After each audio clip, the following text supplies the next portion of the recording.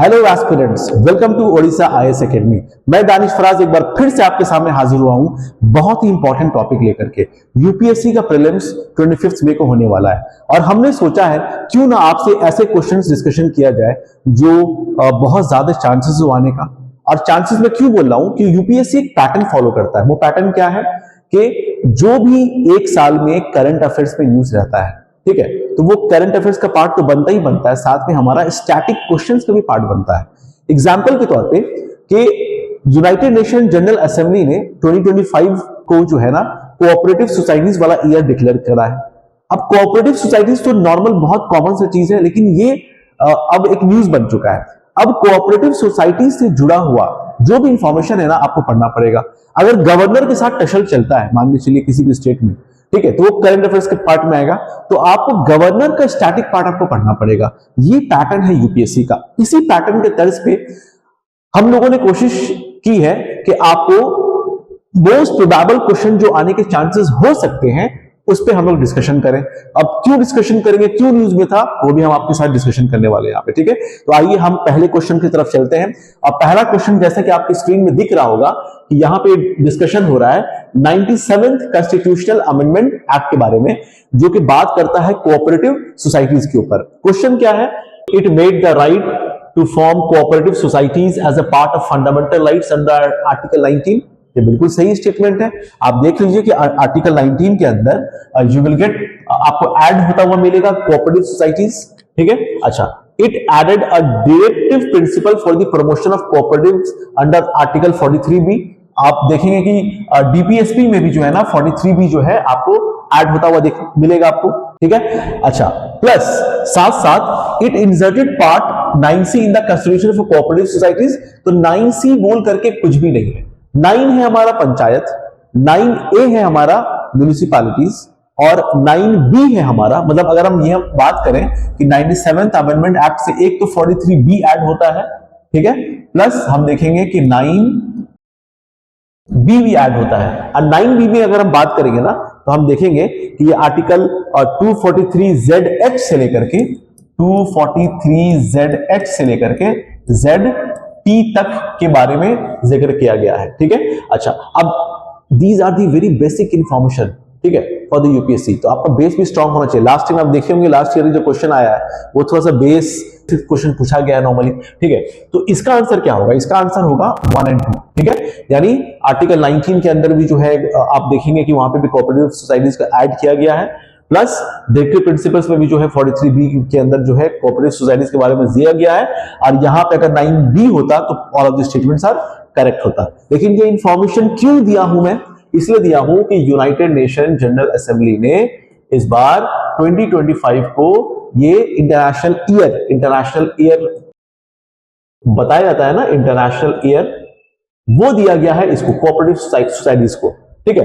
Plus इससे जुड़ा हुआ और भी इंफॉर्मेशन आपको समझना होगा कि काउंसिल है, काउंसिल क्या, ICA, इंटरनेशनल कोऑपरेटिव अलायंस। अब ये भी न्यूज में रहता है, ठीक है। अब ये इंटरनेशनल कोऑपरेटिव अलायंस है क्या? बेसिकली हम देखेंगे कि ये इंटरनेशनल कोऑपरेटिव अलायंस ही ये बेस बनता है कोऑपरेटिव सोसाइटीज की, जहां पे कोऑपरेटिव फेडरलिज्म के बारे में बात की जा रही है। मिलकर के काम करना, सिंपल सी बात करेंगे अगर हम, कोऑपरेटिव्स क्या है? मिलकर के काम करना, ठीक है। अच्छा, अब क्या है ये इंटरनेशनल कोऑपरेटिव अलायंस? कब बना? ये बनता है 1895 में। ये बनता है 1895 में, this one international cooperative alliance. अब ये भी इस बार न्यूज में है, ठीक है। अब ये एक तरीके का ओल्डेस्ट नॉन गवर्नमेंटल ऑर्गेनाइजेशन है। ये क्या है? एक पुराना है, एनजीओ है, ये पुराना एनजीओ है। तो इंटरनेशनल कोऑपरेटिव अलायंस आने का बहुत ज्यादा चांसेस रहेगा। इसका जो सेंट्रल ऑफिस है ना वो आपको ब्रसेल्स बेल्जियम में मिलेगा। इसका ब्रसेल्स,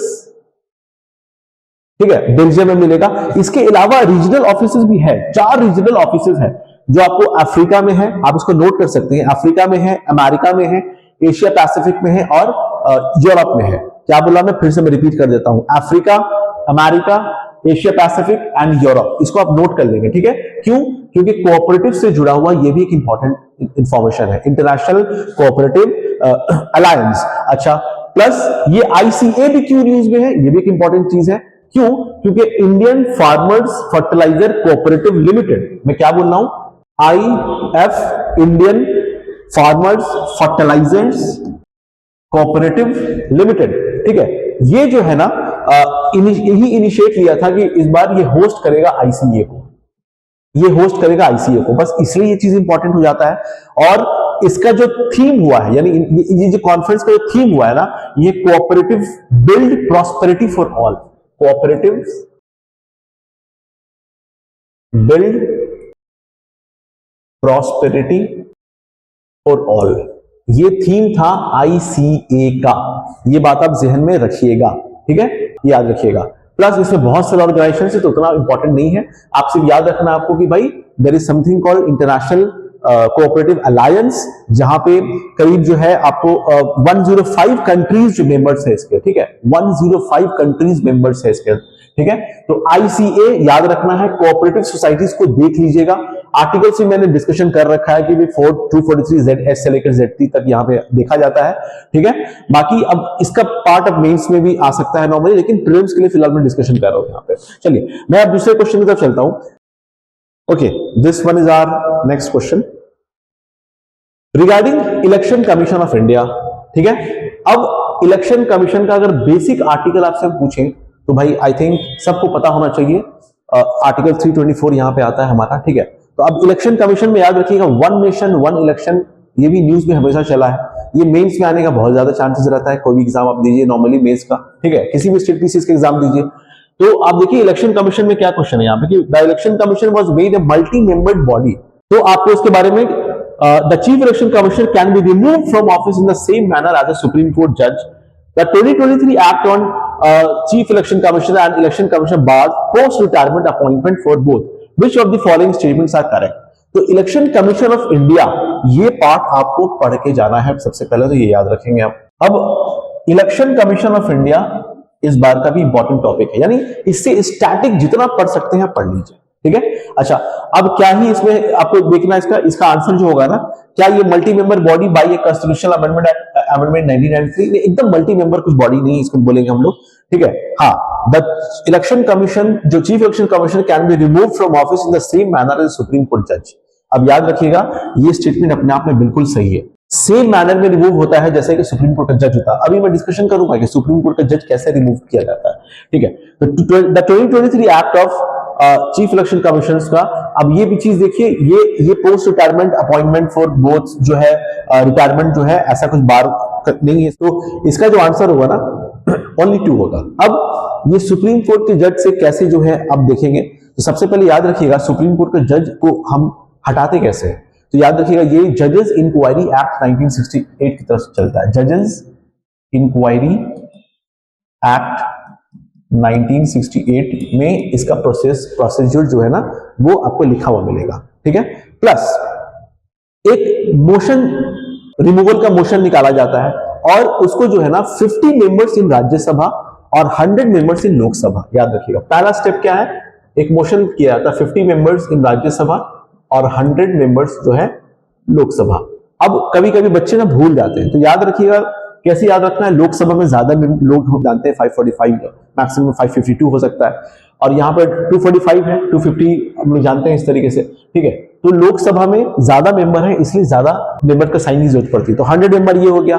अच्छा, अब इसको चेयरमैन को देना पड़ेगा आपको, यानी लोकसभा के केस में लोकसभा के स्पीकर को देना पड़ेगा, ओम बिरला जी को देना पड़ेगा, राज्यसभा के केस में जो राज्यसभा के चेयरमैन को देना पड़ेगा। और सेकंड स्टेप जो है मतलब समझिए चेयरमैन के पास जाएगा, और चेयरमैन के पास ये एक पावर है, डिस्क्रिशनरी पावर है कि whether to accept that process और नॉट। एक्सेप्ट करते हैं तो वो प्रोसेस आगे बढ़ेगा, अगर डिनाई कर देते हैं तो वो प्रोसेस वहीं पे रुक जाएगा, ठीक है। अच्छा, तो हम ये कंसीडर करते हैं कि एक्सेप्ट कर लिया जाता है, और एक्सेप्ट करने के बाद फिर स्पीकर क्या करेगा या चेयरमैन क्या करेगा, वो क्या करेगा, वो 3 मेंबर्स कमिटी एक कंस्टिट्यूट करके उसको हैंड ओवर करेगा। अब ये थर्ड स्टेप में क्या है ना, थर्ड स्टेप में 3 मेंबर्स कमिटी। अब ये 3 मेंबर कमिटी कंस्टिट्यूट ऑफ, ये कौन लोग होंगे, ये सुप्रीम कोर्ट के जज होंगे, ये सुप्रीम कोर्ट के जज होंगे, हाई कोर्ट के जज होंगे, ठीक है। और तीसरे जो होंगे अ डिस्टिंग्विश्ड ज्यूरिस्ट, और डिस्टिंग्विश्ड ज्यूरिस्ट। आपको ये याद रखना, क्या बोला मैं, जजेस इंक्वायरी एक्ट 1968 में है, 50 मेंबर्स राज्यसभा के, 100 मेंबर लोकसभा के, चेयरमैन के पास यानी स्पीकर के पास या चेयरमैन के पास जाएगा, और वो अगर एडमिट करते हैं तो बात आगे बढ़ेगी। बात आगे कैसे बढ़ेगी? कंसल्टेशन किया जाएगा, एक 3 मेंबर्स का कंस्टिट्यूट किया जाएगा, जिसमें सुप्रीम कोर्ट के जज रहेंगे, हाई कोर्ट के जज रहेंगे और डिस्टिंग्विश्ड जूरिस्ट रहेंगे। अब ये कमेटी इन्वेस्टिगेट करेगी। फोर्थ स्टेप में क्या आएगा? ये कमेटी इन्वेस्टिगेट करेगी। अगर ये वैलिड हुआ, क्या बोला मैं? अगर इन्वेस्टिगेशन में वैलिड हुआ तब तो फिर सिंपल सी चीज है कि आगे में जाकर के वो जो है, इफ द जजेस found guilty on the basis of misbehaviour और इनकैपेसिटी, ठीक है, अगर ऐसा हुआ तो आगे जाकर के जो है स्पेशल मेजॉरिटी फिर लगेगा, स्पेशल मेजॉरिटी से उसको फिर रिमूव किया जाएगा। तो ठीक यही प्रोसेस इलेक्शन कमीशन को भी रिमूव करने का प्रोसेस है, ठीक है। तो आपके लिए इंपॉर्टेंट क्या है कि election commission is important for your prelims exam, simple is that. अब जाके इसके बारे में जो भी पढ़ना चाहते हैं ना, पढ़ के रखिए आप, सिंपल, ठीक है। Anyways this statement is correct, बाकी जो 2 स्टेटमेंट सही नहीं है। हम चलते हैं नेक्स्ट स्लाइड की तरफ। This is about Lokpal. अब लोकपाल भी बड़ा न्यूज में रहा है। लोकपाल के साथ लोकायुक्त का भी कॉन्सेप्ट है। अब ये बड़ा कैची क्वेश्चन यहां पे आपको मिलेगा। लोकपाल के बारे में बेसिक नॉलेज आपको होना ही चाहिए कि लोकपाल की अगर हम बात करें तो पहले लोकपाल तो कौन गुजरे हैं? पिनाकी चंद्र घोष, ठीक है। करंट लोकपाल कौन है ये आप कमेंट में जरूर बताना मुझे। अब ये बेसिक क्वेश्चन है, आप देख के जाओ नॉर्मली, ठीक है। लेकिन यहां पे हम यूपीएससी कर रहे हैं ना, तो यूपीएससी के लिए जो पैटर्न है वो फॉलो करना बड़ा जरूरी है। अब देखिए, Lokpal can investigate the prime minister in all corruption related matters. Lokpal क्यों आया है? क्यों आया है? जो भी करप्शंस करते हैं ना, इवन ऑफिसर्स वगैरह, यानी इसके लोकपाल के जुरिडिक्शन में कौन कौन लोग आते हैं, ये बहुत इंपॉर्टेंट है। क्या प्राइम मिनिस्टर आते हैं? बोलिए, आपको क्या लगता है? बाकी मिनिस्टर्स आते हैं? ऑफिसर्स वगैरह क्या आते हैं?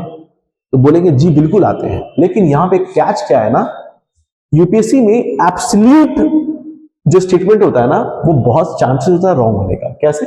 यहां पे लिखा वो all corruption activities. Undoubtedly corruption activities अगर होगा तो वो प्राइम मिनिस्टर भी इसके अंदर आते हैं। लेकिन आप याद रखिएगा कि इंटरनेशनल रिलेशन वाला अगर करप्शन अगर हो तो उसमें नहीं आते हैं, ठीक है। तो सिर्फ ये दे करके ना ये स्टेटमेंट जो है ना गलत हो गया। अदरवाइज याद रखिएगा कि प्राइम मिनिस्टर भी जो है ना लोकपाल इन्वेस्टिगेट कर सकता है प्राइम मिनिस्टर को भी, ठीक है, याद रखिएगा इस चीज को। लेकिन याद रखिएगा कि इंटरनेशनल लेवल पे करप्शन से अगर कुछ नाम आता है ना तो वहां पे लोकपाल का काम नहीं रहेगा वहां पे, इसलिए ये स्टेटमेंट गलत आपको होता हुआ दिखेगा। प्लस अब लोकपाल, अन्ना हजारे का नाम सुने होंगे आप लोग के। अन्ना हजारे केजरीवाल जो दिल्ली के एक्स फॉर्मर चीफ मिनिस्टर रह चुके हैं, ठीक है, और उन लोगों ने करप्शन के ऊपर बहुत जोर डाला और लोकपाल के बारे में लाने के लिए बहुत जोर दिया था, ठीक है। फिर लोकपाल और लोकायुक्त एक्ट 2013 में आया भी, क्या बोला मैं, 2013 में एक्ट भी आया भी। फिर भी हम इसका एक बैकग्राउंड हल्का सा देख लेते हैं कि क्या ही है। कि सबसे पहले ये 1809 स्वीडन में इसका कॉन्सेप्ट निकल करके आया, ऑम्बड्समैन वाला, स्वीडन में, याद रखिएगा, लोकपाल का, ठीक है। और उसके बाद न्यूजीलैंड में और नॉर्वे जो है ना इसको अडॉप्ट करता है 62 में। क्या बोला मैं, न्यूजीलैंड एंड नॉर्वे इसको अडॉप्ट करता है 62 में। ये कुछ फैक्चुअल चीज को लिख लीजिएगा नॉर्मली। अच्छा, और फर्स्ट जो इंडिया के अंदर प्रपोज किए हैं ना, एक लॉ मिनिस्टर थे अशोक कुमार सेन। ये अशोक कुमार सेन जो है ना करीब 1960s में जो है ना ये फर्स्ट इसके बारे में बोले कि बात किए, प्रपोज किए कि भैया आप जो है इसको कुछ लाओ। लॉ मिनिस्टर रह चुके हैं ये, और ये प्रॉपर तरीके से, ये ऑम्बड्समैन नाम करके चला करता था उस टाइम में, प्रॉपर ये लोकपाल और लोकायुक्त, लोकपाल सेंटर के लिए है और लोकायुक्त जो है ना वो आपको स्टेट गवर्नमेंट के लिए मिलेगा, ठीक है। तो हम देखेंगे कि लोकपाल और लोकायुक्त का जो टर्म जो है ना ये किसने दिया, ये दिया था एल एम सिंघवी जी ने, एल एम सिंघवी जी ने। अब एल एम सिंघवी जी अपने आप में एक इंपॉर्टेंट पर्सनालिटी है। क्यों? जब आप पंचायत पढ़िएगा ना, पंचायत, तो पंचायत जब पढ़िएगा तो वहां पे देखिएगा कि भाई बलवंत राय मेहता, अशोक मेहता, जीबीआर राव कमेटी आती है और सिंघवी कमेटी आती है। बैग्स, ये याद करने का तरीका है। पंचायत पढ़िएगा, देख लीजिएगा, लक्ष्मीकांत अंदर बड़ा मिल जाएगा कॉमन, तो ये पंचायत से भी रिलेटेड है, ठीक है। तो एल एम सिंघवी जी जो है ना, इन्होंने लोकपाल का टर्म क्वाइन किया, ठीक है। अच्छा, अब लोकपाल और लोकायुक्त का क्वाइन टर्म तो हो गया, ठीक है। अब आपको याद रखना है कि भाई लोकपाल का क्या टेन्योर वगैरह है या कौन अपॉइंट करता है। अब याद रखिएगा 5 इयर्स तो टेन्योर है और 70 इयर्स ऑफ एज, ये आपको याद रखना है। अनकॉमन है 62 65 ऐसे हम लोग पढ़ते आते हैं, ठीक है, लेकिन यहां पे क्या है कि 5 इयर्स और 70 आपको देखने को मिलेगा। अच्छा, अब इसमें टोटल कितने मेंबर्स होते हैं? 8 मेंबर्स होते हैं, याद रखिएगा 8 मेंबर्स होते हैं, जिसमें से half will be judicial members. क्या बोला मैं? 8 मेंबर्स होते हैं, यानी 4 मेंबर जुडिशियल मेंबर्स होंगे और बाकी जो 50% है ना, वो must be from SC ST OBC minorities and women से आपको देखने को मिलेगा, ठीक है। And Lokpal has no powers equivalent to a civil court, ठीक है। तो ऐसा नहीं है, लोकपाल के पास ये नो जो लिख दिया है ना, यही गलत हो गया है, ठीक है। देखिए यही एक्स्ट्रा ऑर्डिनरी बनाएगा आपको यूपीएससी में। लोकपाल के पास पावर है सिविल कोर्ट की तरह उसको बुलाना, बात करना, इन्वेस्टिगेट करना, ठीक है। तो सिंपल चीज है, सिविल कोर्ट वाला जो पावर है वो लोकपाल के पास है, करने का चीज है, ठीक है। तो इसमें क्या होगा, इन ऑल करप्शन की वजह से ये स्टेटमेंट गलत हो जाता है। ये स्टेटमेंट सही होता है तो हम बोलेंगे only 2 is the right answer, ठीक है। लेकिन अगर Lokpal has powers equivalent to a civil court अगर होगा तो स्टेटमेंट सही हो जाएगा, ठीक है। Lokpal can investigate the prime minister in most of the corruption related matters, जो अगर ऐसा कुछ रहेगा तो ये स्टेटमेंट भी सही हो जाएगा। एब्सोल्यूट केस की वजह से ये चीज जो है वो गलत हो जाता है, ठीक है। अच्छा, अब सवाल ये होता है ना कि ये जो 8 मेंबर हैं, ये जो 8 मेंबर्स हैं, ठीक है, ये सिलेक्शन कैसे होता है, इनको सिलेक्ट कौन करता है नॉर्मली? तो सिंपल सा चीज है, इनको जो है अपॉइंट किया जाता है बाय द प्रेसिडेंट, याद रखिएगा प्रेसिडेंट अपॉइंट किया जाता है और इसके लिए एक सिलेक्शन कमिटी बनाई गई है, ठीक है।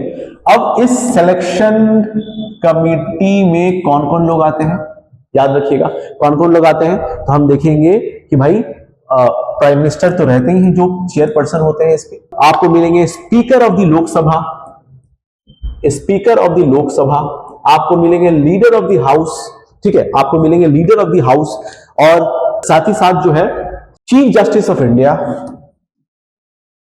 CJI आपको मिलेंगे, चीफ जस्टिस ऑफ इंडिया मिलेंगे, ठीक है।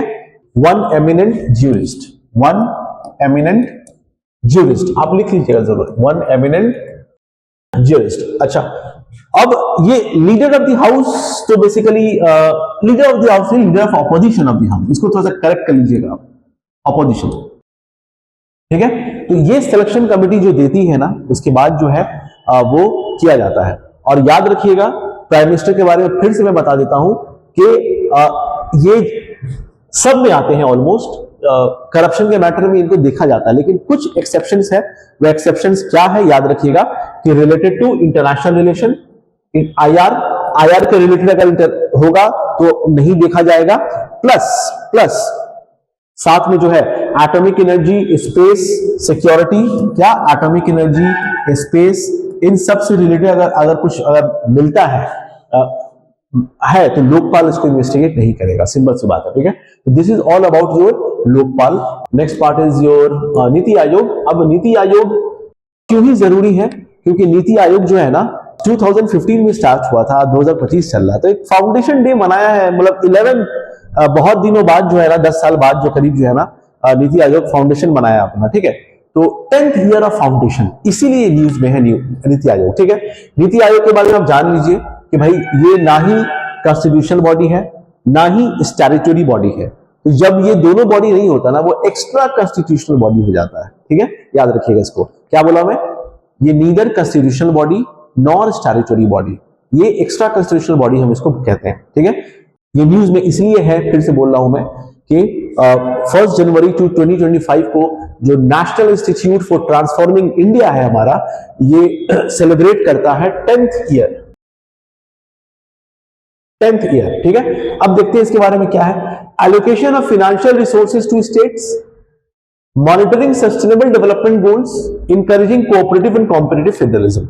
आप सब पढ़े होंगे कि ये एक थिंक टैंक है, ठीक है, ये एक थिंक टैंक है, ठीक है। और ये देखिएगा ना, जैसे प्लानिंग कमीशन था, तो प्लानिंग कमीशन का क्या था, अब ये आपको कमेंट से बताना है। प्लानिंग कमीशन और नीति आयोग में टॉप डाउन अप्रोच, यानी टॉप टू बॉटम अप्रोच और बॉटम टू टॉप अप्रोच कौन सा फॉलो करता है, ये आपके लिए मैं क्वेश्चन दे रहा हूं। क्या बोल रहा हूं मैं, टॉप टू बॉटम ये है, या बॉटम टू टॉप। अब यूपीएससी एस्पिरेंट को इतना तो पता होना चाहिए मेरे ख्याल से कि नीति आयोग और प्लानिंग कमीशन में एक बेसिक बेसिक फर्क क्या है। एक तो फर्क तो यहाँ पे ऐसे ही पता चल चुका है कि भाई एक थिंक टैंक है, ये कंस्टिट्यूशनल बॉडी ऐसे भी नहीं है, और साथ ही साथ ये स्टैट्यूटरी बॉडी भी नहीं है, ठीक है। प्लस क्या ये फाइनेंशियल रिसोर्सेज को एलोकेट करता है क्या? बिल्कुल नहीं करता है, ठीक है, ये बिल्कुल भी नहीं करता है। तो ये बात भी आपको याद रखना है। वैसे एलोकेशन जो है ये फाइनेंस कमीशन आर्टिकल 280 का काम है, वहां पे एलोकेट किया जाता है वहां पे, ठीक है। तो ये स्टेटमेंट भी हम देखेंगे, ये गलत हो जाएगा बेसिकली, ठीक है। अच्छा, प्लानिंग कमीशन फिर थोड़ा सा एलोकेशन ऑफ फाइनेंशियल रिसोर्सेज में है, ठीक है। Sustainable development goals, yes. Encouraging cooperative and competitive federalism, बिल्कुल सही। तो इसका आंसर होगा 2 और 3। नीति आयोग का बहुत सारा इनिशिएटिव जो है ना, आपको याद रखना पड़ेगा, ये याद रखिए कैसा कैसा। जैसे अटल इनोवेशन मिशन, ये इनका ही है। Plus national data and analytics platform, aspirational district, ये मैं क्या बोल रहा हूं, ये मैं एमसीक्यू बोल रहा हूं। नीति आयोग बहुत सारा इंडेक्सेस निकालता है, जैसे सेफ एकोमोडेशन, अभी रिसेंटली सेफ एकोमोडेशन रिपोर्ट्स भी निकाला था। सेफ एकोमोडेशन क्या क्या, इनका रिपोर्ट्स के बारे में मैं बात कर रहा हूं। क्या सेफ एकोमोडेशन, मैं शॉर्ट में लिख रहा हूं, आप पूरा लिख लीजिए मेरी बात को। क्या बोला मैं? नीति आयोग क्या रिपोर्ट्स निकाल रहा है? Safe accommodation. 7E report, SATH, ये एक रिपोर्ट है नीति आयोग का। अच्छा, और क्या रिपोर्ट्स है basically? Pathways for edible oil growth, pathways for edible oil growth, ये आप ऐड कर लीजिएगा इसमें, ठीक है। अच्छा, इसके अलावा बहुत सारा इनिशिएटिव्स इसने किया था, जैसे अटल इनोवेशन मिशन है, aspirational district programme NITI Aayog का है, aspirational district programme NITI Aayog का है। अच्छा, प्लस आप जानते ही होंगे इंडेक्सेस जो है ना, एसडीजी इंडेक्सेस खुद नीति आयोग निकालता है, ठीक है। स्टेट हेल्थ इंडेक्स निकालता है, ठीक है। इंडिया इनोवेशन इंडेक्स निकालता है। तो ये बहुत सारा इंफॉर्मेशन आपको करंट रिलेटेड आपको करना पड़ेगा, ये बात आप जहन में रख लीजिए अच्छी तरीके से, ठीक है। So this is all about NITI Aayog, ठीक है। तो आंसर क्या होगा इसका? 2 और 3 होगा। Coming towards next question, okay, coming towards next question regarding internet shutdowns. अब इंटरनेट शटडाउन के ऊपर ना रिपोर्ट्स आया था, ठीक है। अब इस इंटरनेट शटडाउन के ऊपर आपको बहुत सारा इंफॉर्मेशन लेना पड़ेगा, ठीक है। सबसे पहले तो देखिए कि इंटरनेट शटडाउन का एक इंटरनेट शटडाउन ट्रैकर की इंडिया में कितनी बार जो है ना वो इंटरनेट शटडाउन इस बार हुआ है। तो ये अब ये रिसेंट रिपोर्ट है। अब ये रिपोर्ट क्या है बेसिकली कि internet shutdown tracker, internet shutdown tracker, ठीक है। तो इंटरनेट शटडाउन ट्रैकर जो है ना ये मेंटेन करता है सॉफ्टवेयर फ्रीडम लॉ सेंटर। कौन करता है? It is maintained by software freedom law centre, freedom law centre. अब ये बताता है कि भाई India recorded 60 mobile internet shutdowns in 2024, the lowest in 8 years। मतलब कम हुआ है थोड़ा, लेकिन हुआ है, ठीक है। तो अब इंटरनेट शटडाउन से जुड़ा हुआ जो इश्यूज है उसके ऊपर एक क्वेश्चन हमने बनाया है। The authority to suspend telecom services lie with the home secretary at the centre और state level. Section 144 of CRPC is still used legally to order internet shutdowns. The Indian Telegraph Rules 2017 provides a 5-day review mechanism to post shutdowns. अब ये याद रखिएगा, ये question बहुत important है। सबसे पहले तो याद रखिएगा ये प्रोविजंस क्या है, क्योंकि ट्रैकर के मुताबिक ना मणिपुर में, जम्मू एंड कश्मीर में ये सारा चीज जो है ना कुछ इंटरनेट शटडाउन जो इंपोज भी करा गया था, तो इसके ऊपर केसेस भी बहुत सारा हुआ। केसेस में अगर हम केसेस की बात करें तो इसमें आप देखिएगा Fahima Shirin versus state of Kerala, एक केस का नाम लिख लीजिए आप, Fahima Shirin versus state of Kerala, ठीक है। अब इसमें क्या था कि Kerala high court recognises right to internet as fundamental under article 21। इसमें क्या हुआ था, इंटरनेट जो है ना फंडामेंटल राइट बना दिया गया था आर्टिकल 21 में। प्लस एक और केस हुआ, अच्छा ये केस है 2019 का। 2020 में केस है Anuradha Bhasin versus union of India, Anuradha Bhasin versus union of India. ये दो केस आपके लिए बहुत इंपॉर्टेंट है, मैं फिर से बोल रहा हूं, these two cases very much important, this one and this one. क्यों? Under Faheem Shirin versus state of Kerala case में internet is your fundamental rights, ठीक है। इसमें बोला जा रहा है कि हाँ बिल्कुल फंडामेंटल राइट्स है, supreme court affirms basically internet freedom affirm कर रहा है under article 19(1) clause A, right to freedom of speech and expression, expression है इंटरनेट, लेकिन साथ में रिस्ट्रिक्शंस भी अफर्म कर रहा है इसके अंदर under article 19 clause 2, under article 19 clause 2। 19 clause 2 talks about reasonable restrictions, ठीक है।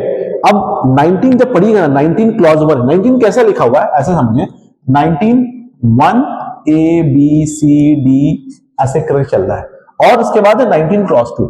तो 19 क्लॉज 2 में 19 1A का रिस्ट्रिक्शंस लिखा हुआ है, 19 क्लॉज 3 में 19 1B का रिस्ट्रिक्शंस लिखा हुआ है। आप कभी पॉलिटी क्लास हमारा कीजिएगा तो आप बिल्कुल आपको समझा देंगे इस चीज को, लेकिन याद रखिए 19 clause 2 talks about the reasonable restrictions, ठीक है।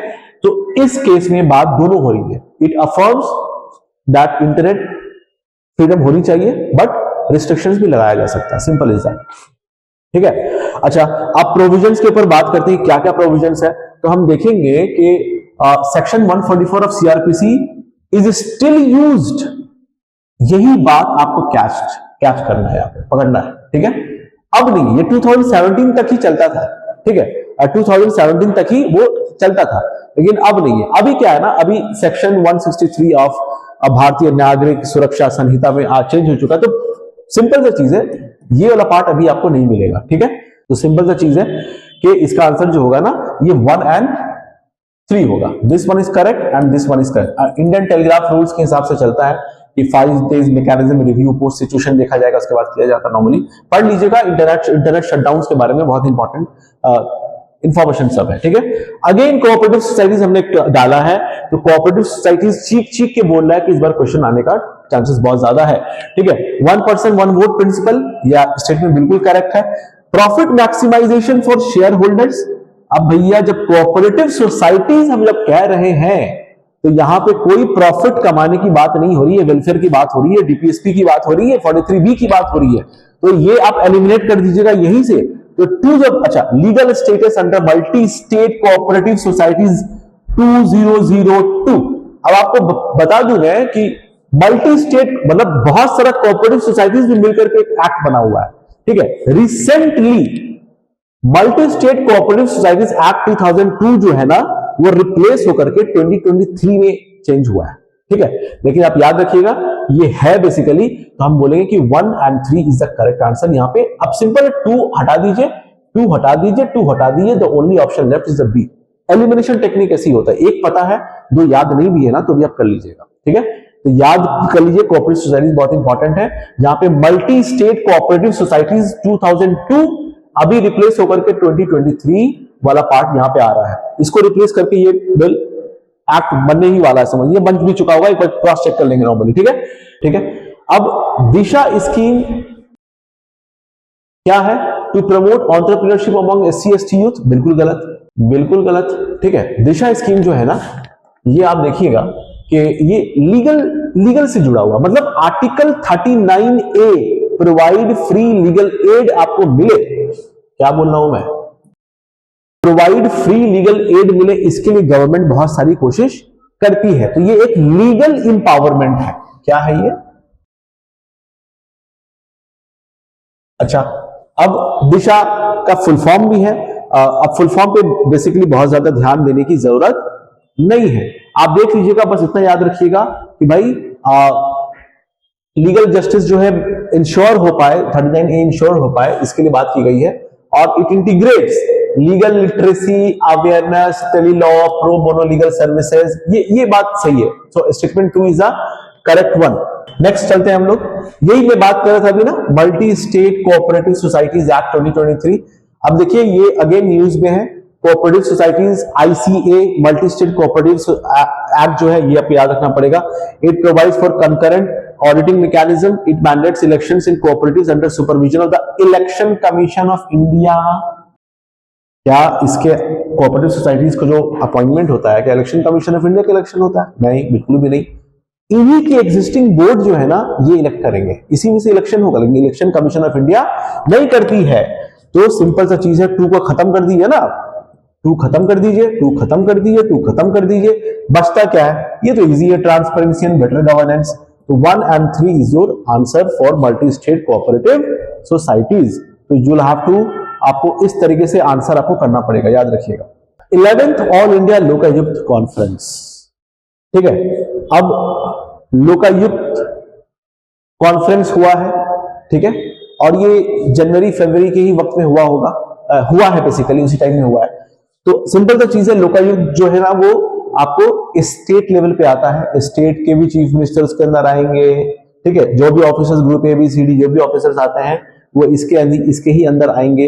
ये सब आपको जो है ना याद रखना है, याद रखिएगा इस चीज को, ठीक है ना।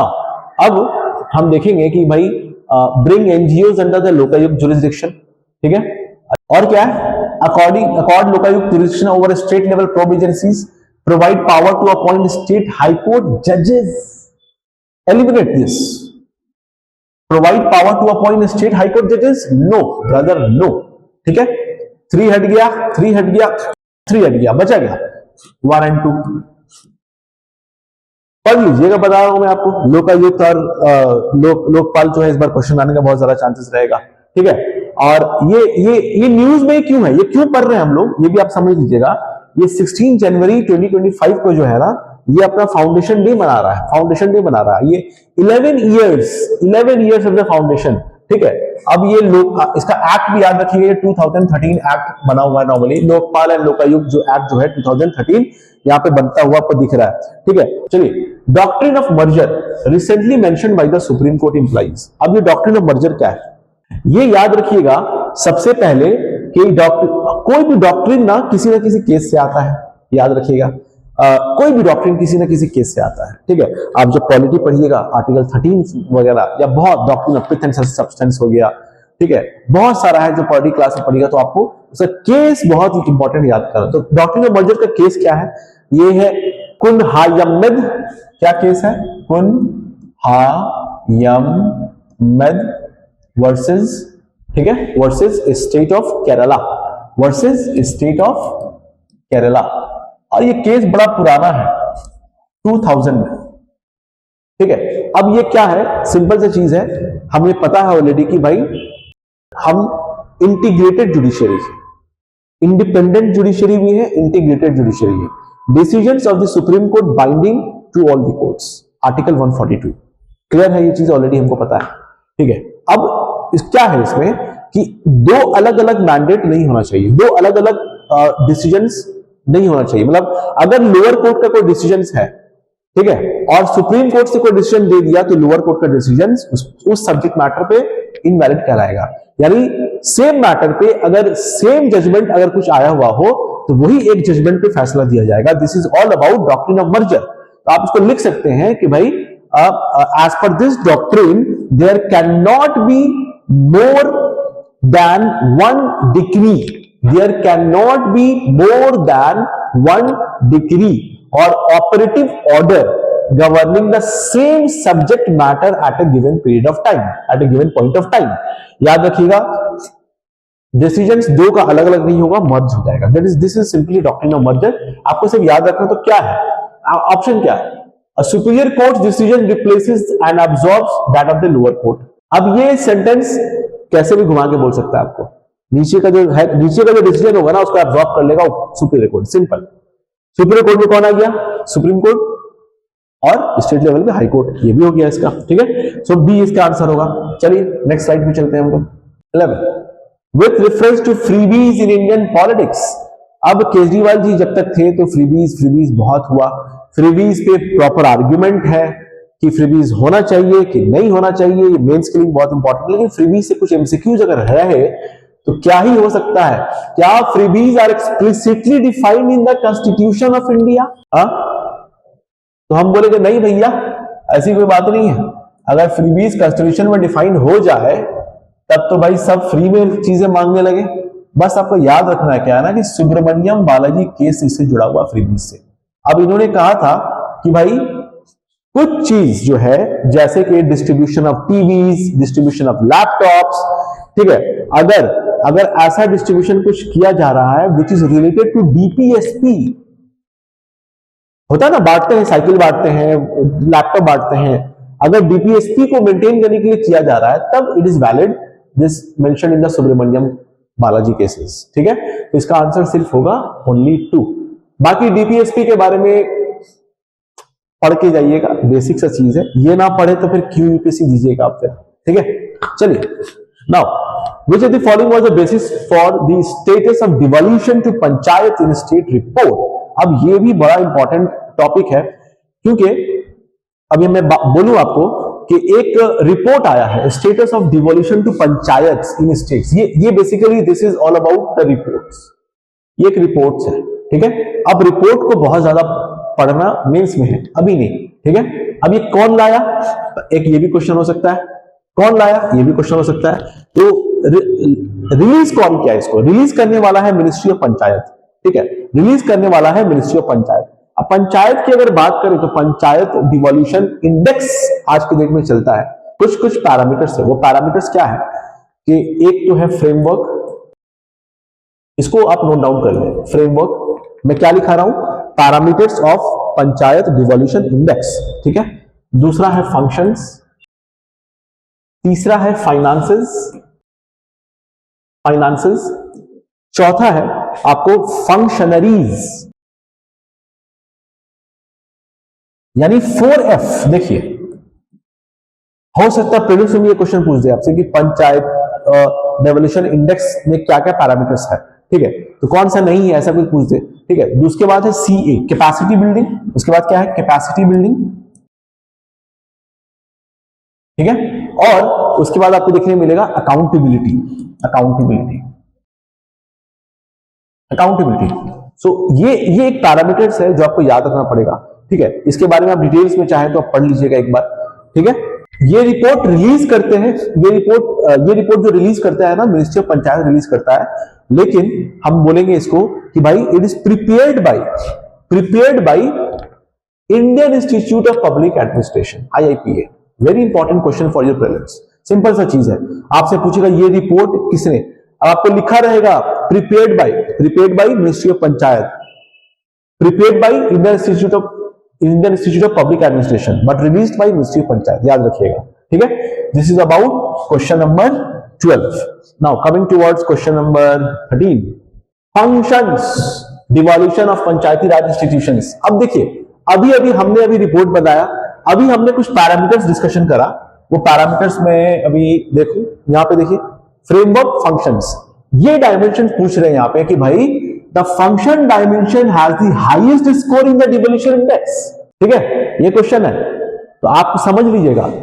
फंक्शन डायमेंशन, ये कौन सा फंक्शन डायमेंशन है, ये फंक्शन डायमेंशन यही वाली बात कर रहा हूं मैं, जो पैरामीटर्स बताया था मैं पंचायती इंस्टीट्यूशन में जो इंडेक्स था डिवोल्यूशन का, ठीक है। तो यहां पे देखिए the function dimension highest score, बोलेंगे ना लोएस्ट स्कोर, ठीक है। आप इसको बस समझ कर रखिए, लिख लीजिए बल्कि कि फंक्शन जो इंडेक्स है ना, it measures how panchayat fulfilled civic responsibilities, और ये बेसिकली लोएस्ट स्कोर्स पे हम लोग माना जाता है इसको, ठीक है। It is not about the highest score in the devolution index, ठीक है। चलिए, ठीक है। अब टॉप 3 स्टेट्स इन डिवोल्यूशन में Karnataka is the top 1 followed by Kerala and Tamil Nadu, लिख लीजिएगा इसको, कर्नाटका, केरला, तमिलनाडु, ठीक है, ये टॉप में है डिवोल्यूशन में, टॉप में है। अच्छा, लोएस्ट 3 स्टेट्स कौन है, वो दादरा नागर हवेली दमन दीव पुडुचेरी और लद्दाख, ठीक है, यानी दादरा, मैं शॉर्ट में लिख रहा हूं, पुडु और लद्दाख, ये याद रखिएगा। बाकी ये इंडेक्स के बारे में पढ़िएगा, ये इंपॉर्टेंट है इस बार के अंदर, ठीक है, इस बार इंपॉर्टेंट है ये वाला part. Proxy representation in PRI refers to, तब ये प्रॉक्सी रिप्रेजेंटेशन क्या है, प्रॉक्सी रिप्रेजेंटेशन है participation of male relatives in place of elected women. ये गांव देहात में बहुत होता है, मैंने खुद देखा है भाई, ठीक है, गांव देहात में ना फीमेल को नहीं जाकर के प्रॉक्सी जो है, मतलब समझिए participation of male relatives in place of elected women, ठीक है। तो क्या है, participation of male relatives in place of elected women, तो इसको बोलते हैं प्रॉक्सी रिप्रेजेंटेशन, मतलब कोई वुमेन इलेक्ट हुई है, उसके बदले में जो है उसको मेल जो है साथ साथ जो है चलता रिप्रेजेंट करता रहता है। तो this is all about proxy representation. और वोटिंग भी तो करते हैं ना भाई, लेकिन वोटिंग को इसको नहीं कंसिडर करेंगे। पहले पहले बहुत होता था ऐसा कि भाई फीमेल को जो बाहर नहीं निकलने देते हैं, उनके बदले वोट जो है मेल ही जाके देके आ जाते हैं, ठीक है, वो अलग इशू है। लेकिन ये इशू कौन सा है, प्रॉक्सी रिप्रेजेंटेशन का मतलब participation of male relatives in place of elected women. ये बात आपको याद रखनी पड़ेगी, ठीक है। चलिए अब कमिंग टुवर्ड्स नेक्स्ट क्वेश्चन, ठीक है। तो आप याद रखिएगा, इसमें रिवाइज्ड वक्फ अमेंडमेंट बिल में मुस्लिम वुमेन इन मैनेजमेंट होगी, हाँ होगी। सेपरेट वक्फ बोर्ड बोहरा कम्युनिटीज के लिए होगा, हाँ होगा। High court appeal against tribunal orders, जो ऑर्डर जो होगा हाई कोर्ट का अपील कर सकते हैं तो कर सकते हैं। इसका आंसर 1 2 3 होगा। पूरा वक्फ अमेंडमेंट बिल अच्छे से पढ़ लीजिएगा इसको, क्या है, व्हाट इज वक्फ क्या है, ठीक है, पूरा अच्छे से पढ़ लीजिएगा इसको, ठीक है। तो याद रखिएगा इसका आंसर जो है ये तीनों आपको दिखता हुआ मिलेगा। Plus consider the following regarding president rule under article 356। Again factual चीज है, लेकिन न्यूज में था, प्रेसिडेंट रूल्स के कुछ न्यूज में था, इसलिए इसको यहां पे डाला गया है बेसिकली, ठीक है।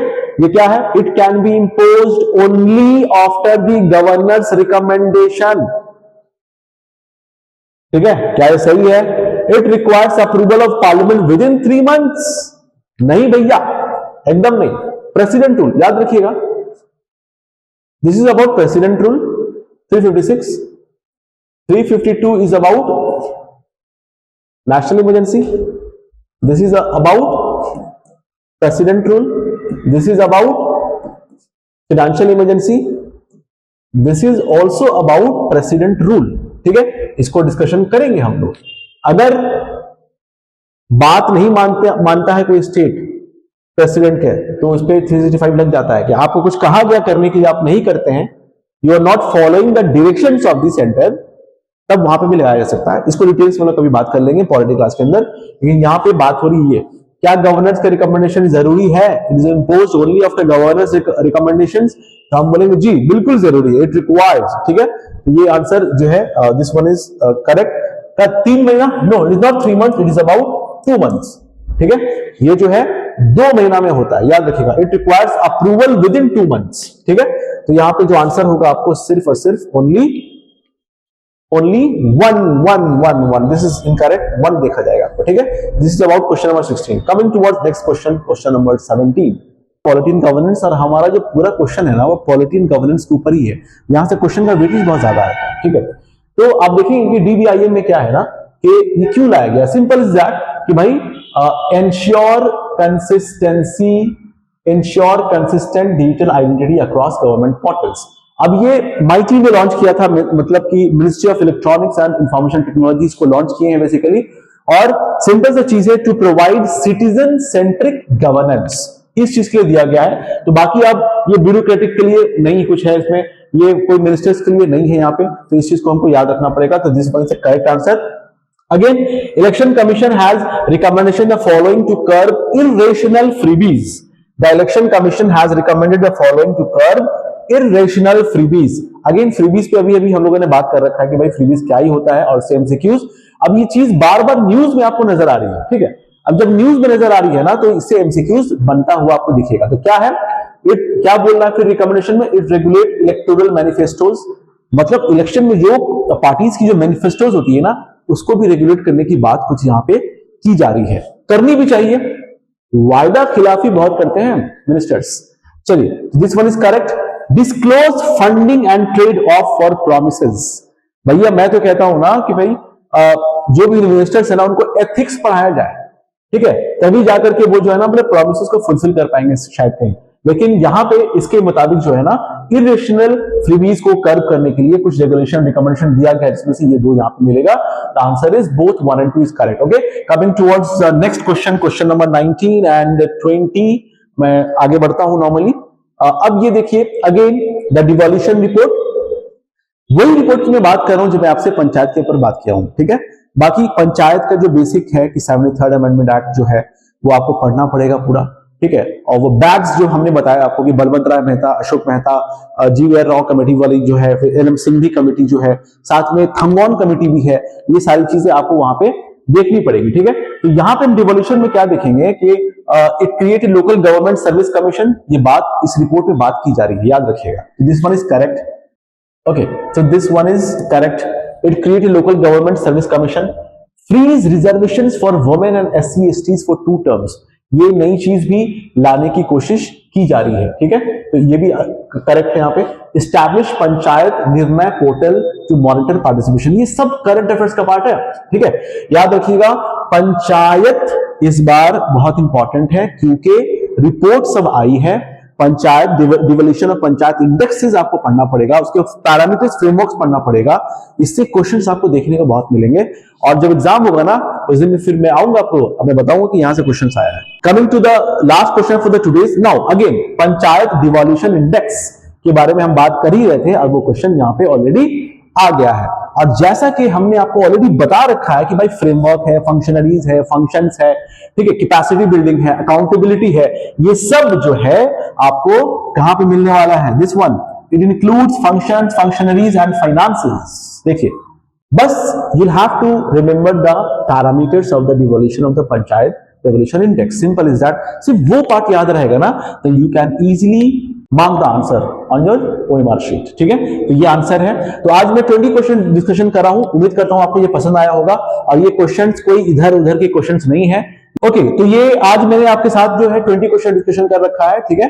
और क्लास ये लेंदी ना हो ताकि आप आराम से पढ़े। मैं कोशिश करूंगा कि हर एक दिन गैप करके जो आपके पास लेके आऊं, और जब तक लेके आऊंगा तब तक जो है प्रीलिम्स आपका अच्छे से प्रिपेयर नहीं हो जाए। और 25th ये कोई एग्जाम है, इसके लिए मैं ऑल द बेस्ट करता हूं। अच्छे से पढ़िए।